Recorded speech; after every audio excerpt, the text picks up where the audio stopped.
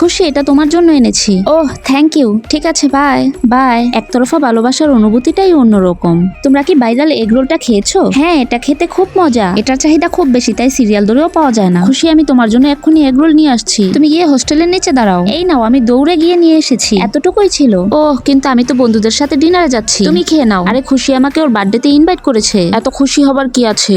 আজকে আমি ওকে প্রপোজ করব। আমার মনে হয় না তুই পারবি। আরে তুমি এখানে? খুশি আমাকে ইনভাইট করেছে। খুশি ম্যাম, এই ফুল আপনার জন্য। Happy birthday. Happy birthday. Happy birthday. আমি ওয়াশরুম থেকে আসছি। কি গিফট দিব খুশিকে? খুশি, বাইরে সামির এসেছে, মনে হয় ওকে বলে ইনভাইট করে ফেলেছি। এটা কেমন ব্যবহার খুশি? ওর মতো গরিবকে এখানে ইনভাইট করে লাভ নেই। এখন বুঝেছি, আমি শুধু ওর জন্য একটা ব্যাকআপ ছিলাম। ভিতরে আসো সামির। না, আমার একটু কাজ আছে, যেতে হবে। সব মেয়েরা একই রকম হয়। সামির দাঁড়াও, ভালোবাসা এইভাবে হয় না। ভালোবাসা মন থেকে আসতে হয়। আমি তোমাকে সহযোগিতা করব। যদি কারোর ভালোবাসা পেতে চাও, স্টেপ 1 পার্সোনালিটি। আগে নিজেকে পরিপাটি করো আর নিজের ব্যক্তিত্বকে ধরে রাখতে শিখো। বাহ, আমাকে তখন খুব স্মার্ট লাগছে। Step 2 groups. পড়ায় মন দাও, নিজেকে সফলভাবে গড়ে তোলো। সফল মানুষকে সবাই পছন্দ করে। Step 3 respect. মেয়েদের পিছনে ঘোরা বন্ধ করো। রেসপেক্ট করো নিজের এবং সামনে থাকা মানুষের। আজকে থেকে মনে করবে আমি খুশি, অকারণে মেসেজ দিবে না। কি করছো, খাবার খেয়েছো, এসব বন্ধ। বুঝে গেছি, চলো আজকে একসাথে খাবার খাই। ঠিক আছে, কিন্তু আজকে বিল আমি দিব। আর সবচাইতে জরুরি কথা, প্রথমে নিজেকে ভালোবাসো, তারপর অন্য কাউকে। সামির, আমি তোমাকে পছন্দ করি। আমরা কি রিলেশনে যেতে পারি? তুই তো ওকেই পছন্দ করতি। না খুশি, আমার অতীত ছিল। আমি সাকিনাকে ভালোবাসি। যে নিজেকে সঠিকভাবে পরিবর্তন করতে পারে, সে সত্যি জীবনে ভালো কিছু করতে পারে। বন্ধুরা, লাইক ও সাবস্ক্রাইব করে কমেন্টে বলে যাও, আমি কি সামিরকে হ্যাঁ বলে দিব?